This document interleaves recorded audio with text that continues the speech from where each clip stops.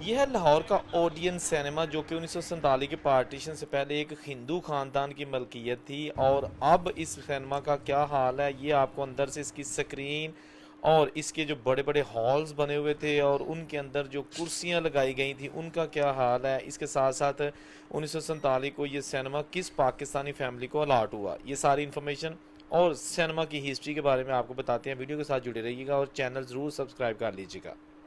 अस्सलाम वालेकुम, मैं औरंगज़ेब बेग और मैं इस वक्त मौजूद हूँ लाहौर में। और मेरे पीछे है तारीखी ओडियन सिनेमा जो कि 1947 की पार्टीशन के दौरान ही बनाया गया था और पार्टीशन हो गई। बहुत आलीशान और जदीद तरीन सिनेमा बनाया गया था एक हिंदू ख़ानदान की जानिब से।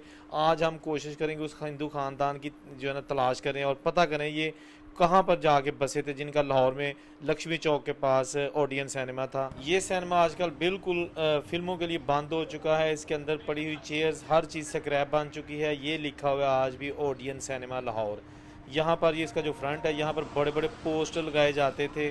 जैसे ये पुरानी फुटेज भी देख रहे हैं जब ये सिनेमा फिल्मों के लिए बिल्कुल रेडी था। तो अब जनाब यहाँ पर पार्किंग स्टैंड बन चुकी है इसके सेहन में। यहाँ पर बहुत सारी ब्लॉकबस्टर फिल्में लग चुकी हैं।